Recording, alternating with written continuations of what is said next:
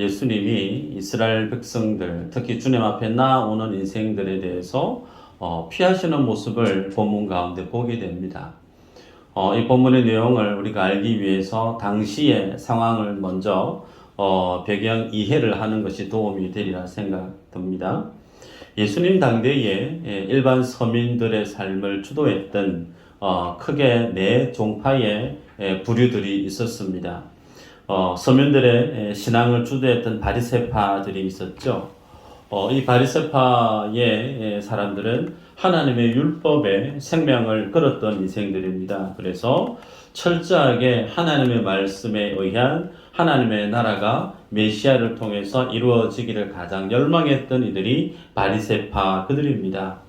이와는 달리 현세적이고 타협적이고 지상에서의 삶을 꿈꿨던 사두개파도 있습니다. 그들은 부활도 믿지 않고 천사의 존재도 믿지 않았던 사람들이죠. 또 다른 한파는 열심당원이라고 있었습니다.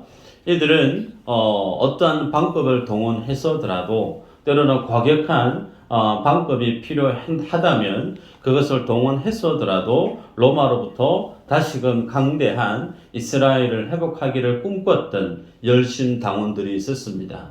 마지막으로는 에센파라고 있습니다. 그들은 자신들의 신앙을 고수하기 위해서 세상이 아닌 속세가 아닌 사막에 가서 동굴을 파서더라도 신앙의 정제를 지키려고 했던 그런 무리들이 있었습니다.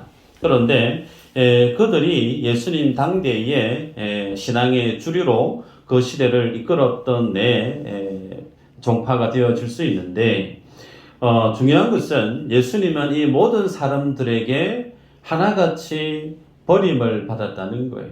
버림을 받는 수준이 아니고 오히려 그들로부터 주님은 핍박을 받았을 정도로 모든 이 네 부류의 사람들에 의해서 무시를 당했고 버림을 당했던 이가 우리가 예배하는 예수님이죠. 왜 그들이 예수님을 핍박하고 주님을 부정하고 예수님을 받아들이지 않았는가? 결론적으로 말씀을 드리면 그들이 꿈꿔왔던 메시아의 나라, 그들이 생각했던 그 하나님의 나라, 그것과 예수님이 당대의 많은 제자들과 무리들에게 예수님이 꿈꾸고 있는 그 하나님의 나라에 대해서 부합된 공통 분모가 없었기 때문에 그렇습니다. 내가 꿈꾸는 나라에 예수 그리스도는 맞지 않다는 거예요. 그래서 귀를 닫고 마음을 닫아 버렸습니다. 여러분 당대에 예수님이 돌아가시고 나서 초대교회의 상황 가운데 그 시대의 상황이 어땠는가 여러분 잘 아실 겁니다. 사도행전 7장에 보면 초대교회 전도자 스데반이 마지막 설교를 하고 순교를 당하는 장면이 있죠. 그 장면인 가운데 스데반이 그 옷을 벗겨서 누구 발 앞에 던져 놓느냐면 7장 58절에 보면 사울이라는 청년의 발 앞에 두니라 그렇게 기록하고 있습니다. 우리가 알고 있는 사도 바울의 발 앞에 전도자 스데반이 입고 있었던 그 옷을 벗겨서 발 앞에 두었다는 거예요. 전에 제가 이 말씀을 한 번쯤은 드렸던 기억이 있습니다. 왜 스데반의 옷을 벗겨서 바울의 그 발 앞에 두었을까? 여러분, 유대인들이 종교법으로 한 사람을 재판할 때 더더욱이 그 사람이 죽어 마땅한 사형에 해당되어지는 중죄를 범했을 때 그 사람의 죄에 대해서 증인이 필요했습니다. 이 사람은 정말 죽어 마땅한 사람임을 인정하고 그 죽음에 대해서 당신의 증인을 설 수 있는 그런 확신이 있는 사람, 그런 사람이 주도적으로 그 앞에 있을 때 그 사람 발 앞에 그 피의자의 옷을 벗겨서 그 발 앞에 두었습니다. 근데 그 사람이 누구라고요? 사도 바울입니다. 그러면 정리 한번 해볼까요? 스데반이 돌에 맞아 순교하게 되어질 때 있어서 가장 큰 영향력을 끼쳤던 사람이 누굴까요? 사도 바울이에요. 그래서 그렇게 사도 바울이 스데반이 죽어나가는 그 모습을 보고 난 이후에 8장 1절에 보면 사울은 그가 죽임 당함을 마땅히 여기더라. 그날에 예루살렘에 있는 교회에 큰 박해가 있어 사도 외에는 다 유대와 사마리아 모든 땅으로 흩어지니라 기록하고 있어요. 사도 바울이 스데반 저 사람은 죽어 마땅한 사람이다. 그렇게 스데반의 그 죽음에 가장 영향력을 미치던 인물이 사도 바울임을 알고 있죠. 자, 그리고 난 이후에 여러분, 우리들은 알고 있습니다. 그가 9장 1절에 넘어가면 사울이 주의 제자들에 대하여 여전히 위협과 살기가 등등하여 대제사장에게 가서 공문을 받아서 예수 믿는 사람들을 잡아 죽이려고 그 공문을 받아서 다메섹이라는 곳으로 갑니다. 예수 믿는 사람을 잡아 죽이기 위해서 핍박하는 정도가 아니고 가장 앞장서서 공문서를 받아들고 소위 체포 공문이겠죠. 그걸 들고 다메섹까지 앞장서서 달려가고 있는 사람이 사도 바울이에요. 여러분, 예루살렘에서 다메섹까지의 거리가 대략 한 270km 정도 됩니다. 통영에서 대전을 뛰어넘는 거리예요. 제가 대구에서 살았었는데 대구에서 거제 서울 거리에 해당됩니다. 근데 그 거리를요 걸어가요. 그 먼 길을. 여러분, 그곳에 걸어가서 예수 믿는 사람을 흩어져 숨어 살고 있는 그 사람들 다 색출해서 잡아 죽이려고 했던 그 주동자가 우리가 알고 있는 사도 바울입니다. 여러분, 그 가운데 주님이 강한 빛 가운데 그에게 임하시죠. 그러면서 사울아 사울아 네가 왜 나를 핍박하냐. 나는 네가 핍박하는 예수다. 그러면서 주님이 사도 바울을 인격적으로 다메섹 그 길 위에서 그를 만나 주시지 않습니까? 여러분, 이 모습을 통해서 우리가 알 수 있는 것이 뭐냐면 인생이 하나님을 예배하게 되고 인생이 하나님을 믿게 되어지는 것은 인생의 노력에 의해서 좌지우지 되어지느냐 아니라는 거예요. 감리교 혹은 알미니안주의자들은 그것을 주창할지 모르겠지만 우리들은 보수적인 하나님의 진리의 말씀에 생명을 거는 장로교 교인이기 때문에 우리는 바른 성경적인 기준 위에 말씀을 볼 필요가 있습니다. 하나님이 은혜를 주시지 않으면, 하나님이 그에게 찾아오셔서 믿음을 주시지 않으면 어느 누구도 예수 그리스도를 만날 수 있는 길이 없습니다. 여러분, 고민해 보실 법한 내용이 뭐냐면 주님이 270km가 되는 그 먼 길을 갔을 때 왜 그 다메섹 도상에서 주님이 바울을 만나 주셨을까? 가기 전에 예루살렘에 있을 때 주님이 만나 주실 수는 없었을까요? 가능하잖아요. 270km 넘는 그 먼 길을 갔다가 돌아와야 됩니다. 500km가 넘는 그 먼 길을 쓸데없는 고생시킨 셈이 되죠. 왜 주님이 그런 시간을 허비하게 허용을 하셨는가? 바울의 그 모습을 통해서 얼마만큼 인생이 하나님을 향한 믿음의 삶을 살아갈 때 부어주시는 은혜가 없이는 불가능한 존재임을 바울의 삶의 한 단면을 통해서 우리에게 가르쳐 주고 있는 것입니다. 그래서 여러분, 오늘 본문에 보면 이 복음을 몰랐던 많은 사람들이 주님 앞에 나오는 사람이 있고 어떤 부류의 사람은 주님 앞에 나와도 전혀 마음이 닫혀져서 주님과 상관없는 삶을 사는 이들이 있었다는 거예요.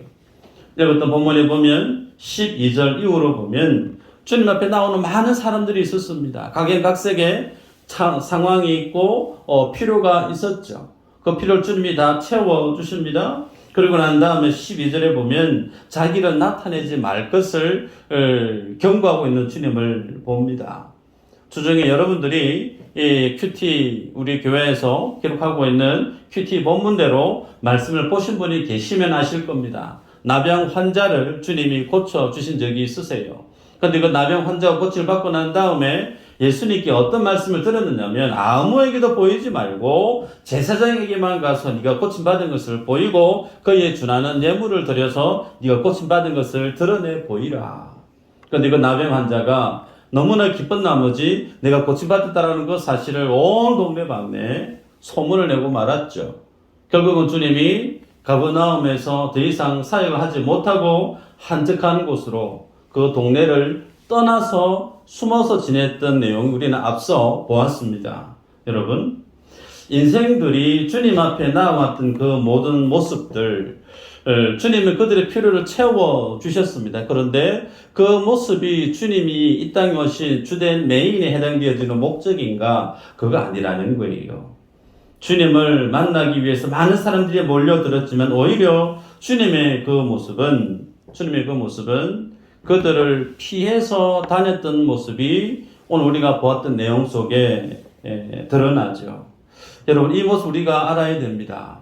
뭘 알아야 되냐면, 왜 예수님이 그 주님 앞에 나온 사람들을 다 받아들이고 그들 속에 하나님의 말씀을 속속들이 다 전해드리고 그 모든 사람들을 주님의 제자로 삼으시면 참 좋을 법한데 주님은 전혀 그렇게 하지 않았다는 거예요. 왜요?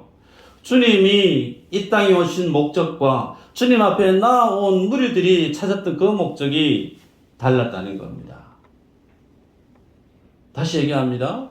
주님이 이 땅 가운데 자기 자신을 계시해 주기를 원하시는 그 주님의 모습과 인생들이 바라보고 있는 그 주님의 그 모습이 달랐다는 거예요.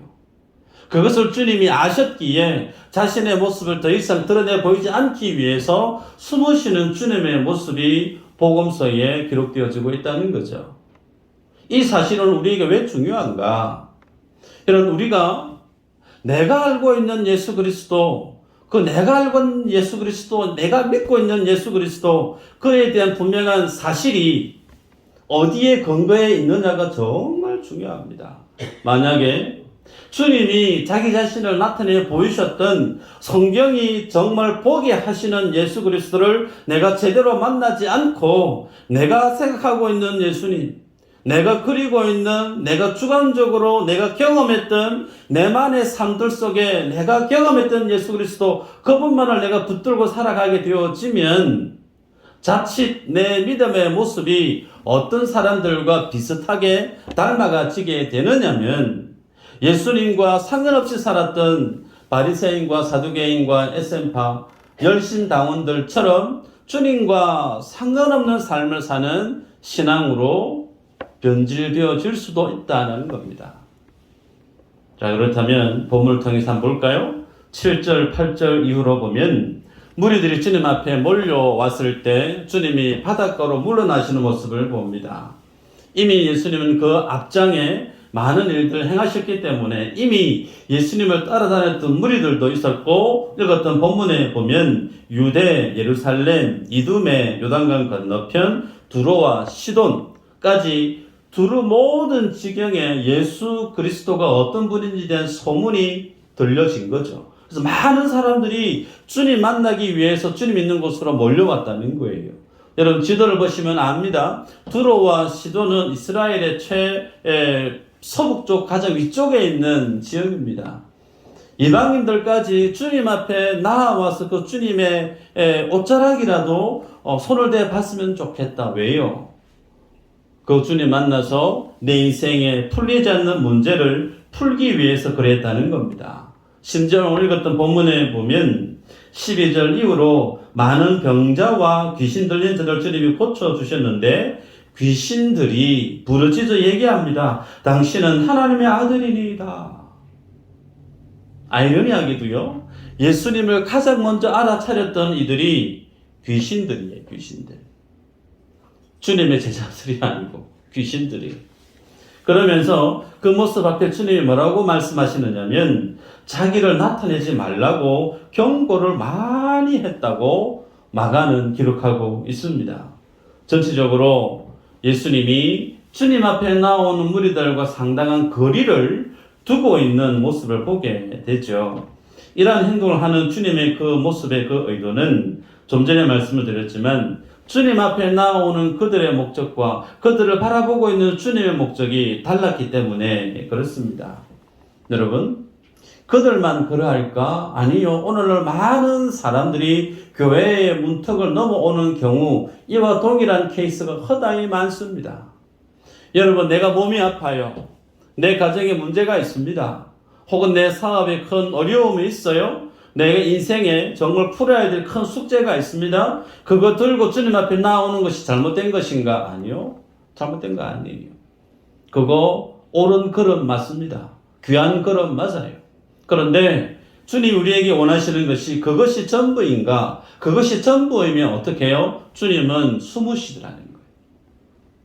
여러분, 오늘 읽었던 본문의 많은 사람들, 자신의 풀지 못하는 질병, 귀신 들림, 생활하는 필요들, 그것을 주님께 들고 나와서 해결받고 싶어서 주님 앞에 나왔습니다. 그리고 그들을 주님은 일일이 그들의 삶의 필요를 채워주시기는 하셨으나 그들과 관계를 맺었느냐? 아니요. 그들과 관계는 맺지 아니했습니다. 그들을 예수님의 제자로 3년 동안 동고동락하는 특별한 인연으로 주님이 삼았느냐? 아니요. 그들의 필요를 주님이 채워주셨음에도 불구하고 주님이 숨어버리는 모습을 보게 되죠. 왜 그러신가? 여러분, 그들과 오늘 본문에 있는 이들과 삶의 문제를 들고 나와서 주님 앞에 예배하는 교회 문턱을 넘는 많은 사람들의 안타까운 공통점이 뭐냐면 천국에 대해서 별 관심이 없다는 거예요. 이들의 관심은 이 땅에서의 삶이 가장 주된 목적이라는 겁니다. 내 몸이 나아야 되고 내 사업이 대박을 터뜨려야 되고 내 자녀들이 잘 돼야 되고 어떤 내 삶의 필요들이 정말 잘 되어지는 것, 이것이 유일하게 주님을 찾게 되어지는 내 신앙의 동기의 전부라고 할 때 그들에게는 하나님의 나라가 그다지 궁금하지가 않는 거예요. 제가 우리 교회가 여기에 이전하기 이전에 작년에 저 위에서 여러분 느꼈을지 모르겠지만 제가 참 마음을 찢는 설교를 많이 했어요. 왜요? 예수님을 뜨겁게 고백하는 분들이 천국에 대한 사모함이 없는 거예요. 그 모습이 조금 보일 때 목회하는 목사는요 너무 마음이 아픈 거예요. 울먹이면서 기도하고 예배했던 적이 기억납니다. 여러분, 교회 문턱을 넘어들어선 성도에게는 그 삶의 가장 중심이 삶의 근간이 무엇으로 자리해야 되느냐면 내가 살아가는 삶의 문제가 해결되어지는 것 중요해요. 그러나 그것보다 더 신앙생활이 메인이 되어야 되는 그 좌소, 그 중심은 다름 아닌 하나님의 나라죠. 천국에 대한 소망이에요. 천국에 대한 그리움이에요. 간절함이에요. 그런데 주님 앞에 나왔던 이 무리들은 그런 모습이 없었다는 겁니다. 여러분, 성경에 보면 요한복음 6장 24절에서 27절 말씀인데요. 한번 읽어볼까요? 시작.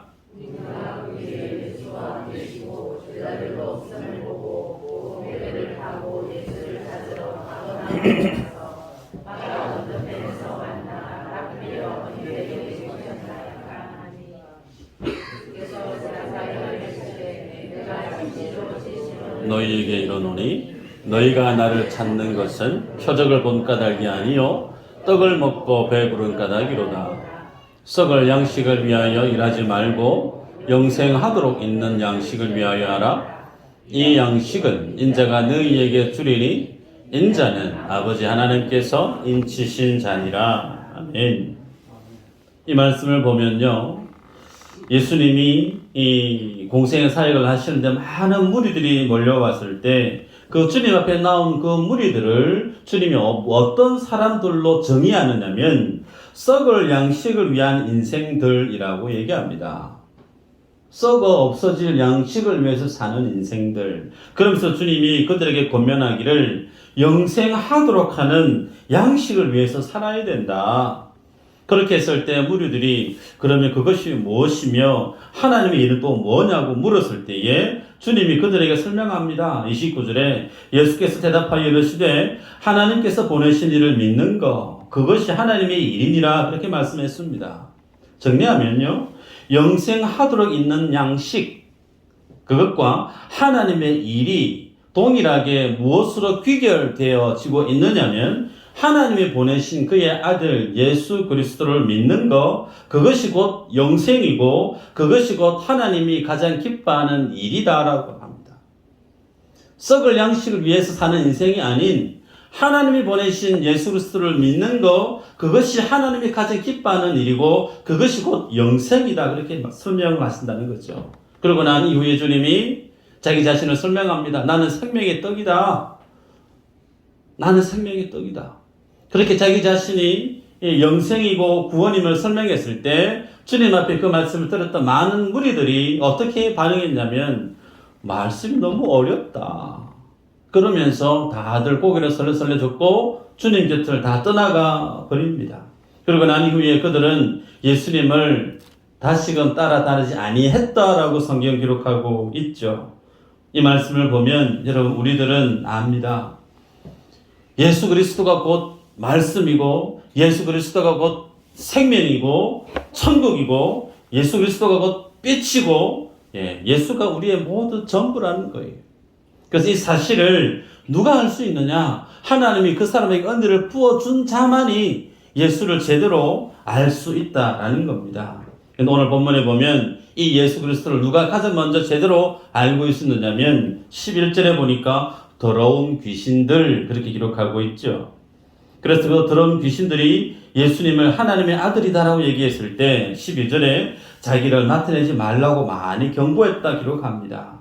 자, 여러분 왜 귀신들이 고백했던 이 예수 그리스도가 하나님의 아들이심을 주님이 조용히 해 떠들면 안 돼 그렇게 말씀을 하셨으니까 왜냐하면 예수님이 아직 십자가를 지실 때가 이르지 아니했기 때문에 그렇습니다. 조금 더 깊이 들어가 볼까요? 마태복음 16장 15절 이후로 보면 예수님이 궁금하셨어요. 많은 사람들이 인자된 나에 대해서 예수에 대해서 어떻게 생각하는지 궁금해서 묻습니다. 얘들아 모여봐봐. 사람들이 나에 대해서 뭐라고 하디? 물어요.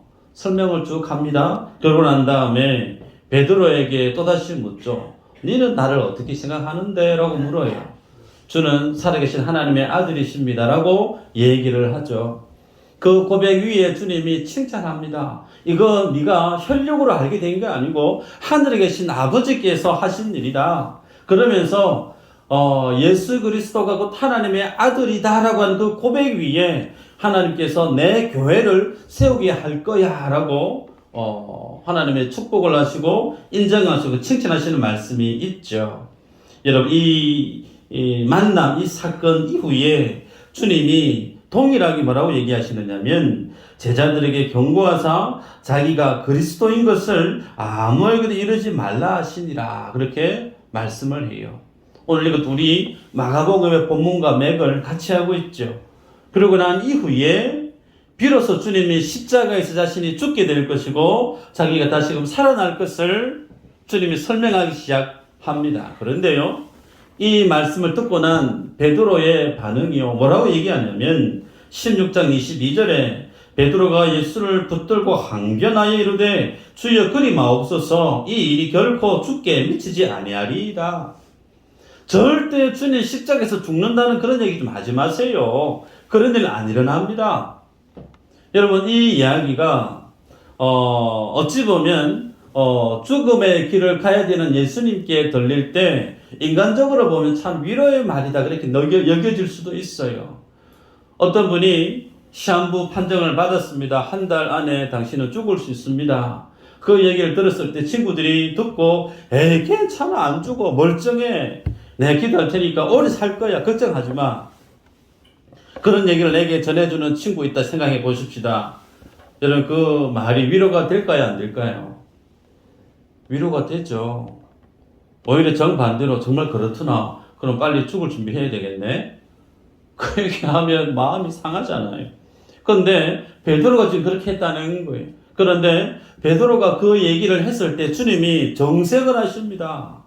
그럼 베드로에게 주님이 책망을 하시죠. 뭐라고 얘기하십니까? 사탄아 내 뒤로 물러가라. 너는 나를 넘어지게 하는 자로다. 네가 하나님의 일을 생각하지 아니하고 도리어 사람의 일을 생각하는도다 하시고 예수님을 위로하는 듯한 얘기를 한 베드로의 그 충심을 주님이 인정하지 않으시고요. 사탄아 물러가라. 호되게 베드로를 책망하는 주님의 모습을 보게 됩니다. 그러면서 네가 하나님의 일을 생각하지 않고 사람의 일을 생각한다. 더더욱이 너는 나를 넘어지게 하는 자다라고 주님이 말씀을 하시죠. 왜요? 주님은 이 땅에 오신 목적이 늘 선명하고 분명했습니다. 십자가에서 죽으셔서 그리고 부활하셔서 이 땅 가운데 하나님께 나아가는 그 생명의 길을 만드시기 위해 이 땅에 오셨는데 지금 베드로가 그것을 가로막고 있는 믿음의 고백을 하고 있었다는 거죠. 여러분 정리해 볼까요? 오늘 본문에 귀신 들린 자들도 당신은 하나님의 아들입니다라고 하는 고백을 했을 때 주님이 만류했습니다. 베드로도 주님 그러지 않습니다. 십자가에서 죽지 않습니다라고 했던 그 베드로의 고백을 주님은 책망하셨습니다. 왜 주님 이런 말씀을 하고 있는가?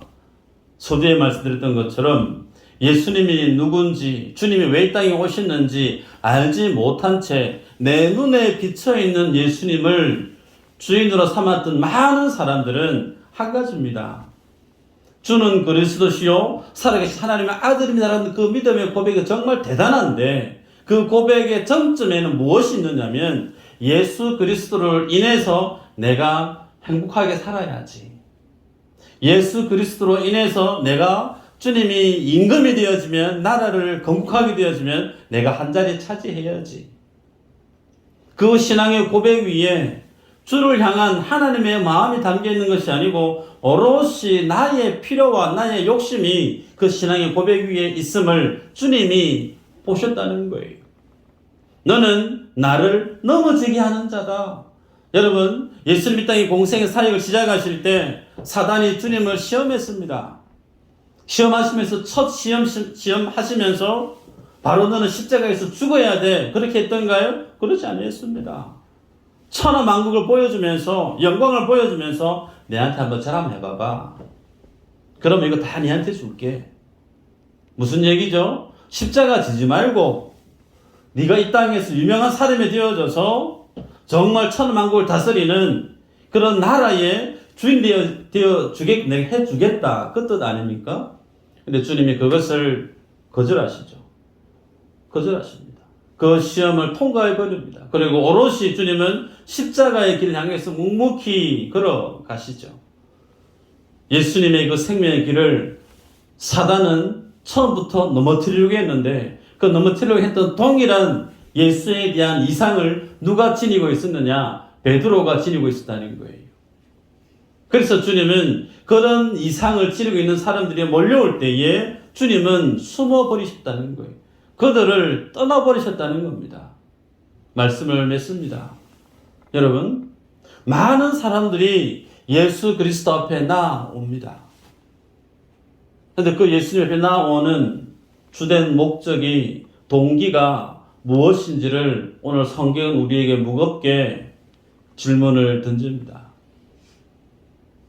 내가 생각하고 있는, 내가 그리고 있는, 내가 원하는 예수 그리스도를 생각하고 나오는가? 아니면 주님이 우리에게 주시기를 원하시고 주님이 우리에게 알기를 원하시는 그 예수 그리스도를 바라보고 나오기를 원하는가? 많은 무리들이 예수님을 주인으로 삼고 예수님을 많은 사람들에게 마치 나라를 건국할 메시아로 세우려고 했을 때 주님은 숨으셨어요.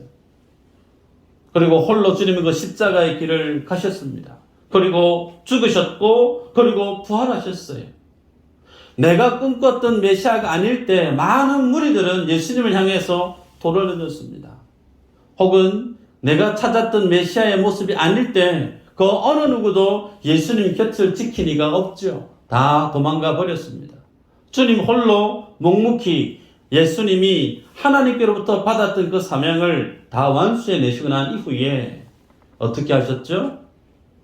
그 십자가에서 같이 믿음의 길을 걸어갈 주의 제자들을 한 사람 한 사람 찾아 나주셨어요. 부활하시고 나서 베드로를 격려하고 요한을 격려하고 도마를 깨우치고, 여러분, 그러면서 주님이 그들에게 주고자 했던 예수 그리스도를 그들에게 밝히 보여주셨습니다. 그제야 사도들이 예수님이 어떤 분인지, 그들이 예수님께서 나에게 주시기를 원하시는 게 무엇인지 밝히 알고, 그들도 어떻게 살았죠? 자기 십자가를 졌습니다. 자기 자신을 부인했습니다. 순교의 제물이 되어지기까지 두려워하지 아니하고 하나님이 내게 주신 그 사명 앞에 묵묵히 함께 걸어갔던 믿음의 사도들이 되지 않았습니까? 주님이 우리에게 무엇을 주시기를 원할까? 여러분, 주님은 우리에게 건강 주실 수 있어요. 아멘이죠? 주님은 우리에게 부유함도 주실 수 있습니다. 막히고 얽히고 설켜 있는 모든 불편한 인간관계, 그것도 형통하게 뚫어줄 수 있는 지혜의 하나님이세요. 그런데 그런 것들보다 주님이 뭘 주시기를 원하시느냐? 한번 따라하십시다. 생명이에요. 주님 우리에게 주시고자 하시는 것은 예수님의 생명을 주시기를 원하세요. 그 생명이 곧 천국입니다. 그것을 사모하지 않는 인생은 주님 곁에 있을 수가 없어요. 그 생명을 사모하고 그 하나님의 나라를 열망하는 자를 주님은 찾아서 한 사람 한 사람 주님의 제자로 일으켜 회복시켜 주셨고 위대한 하나님의 일꾼들로 들어 쓰셨어요. 2024년 여러분 우리는 내 믿음의 위치를 정하셔야 됩니다. 주님을 따랐던 많은 무리들 중에 해당되어지는 나의 신앙의 모습과 혹은 그렇지 않고 사람들 무시받고 사람들 몰라줘도 주님이 내게 맡기신 그 십자가, 주님의 제자된 그 생명을 지닌 자로서 주님이 평생토록 더더욱 나아가 세상 끝날까지 내가 너희와 항상 함께 하겠다 말씀하셨던 그 주님의 제자된 자리, 내가 정말 서야 될 믿음의 자리가 어디인가를 여러분 스스로 결단하시기를 바라요. 바라기는 2024년 올 한 해는 더없이 우리의 믿음이 주님 앞에 뜨겁게 성장하고 변화되어져서 내 안에 있는 예수 그리스도 그 믿음의 능력이신 그 주님이 어떠한 분임을 여러분의 가정 안에서 직장 안에서 증거하는 복음의 일꾼으로 복음의 산 정인으로 살아가는 모든 축복의 주인공들 되시기를 주의 이름으로 축복합니다. 기도합니다. 하나님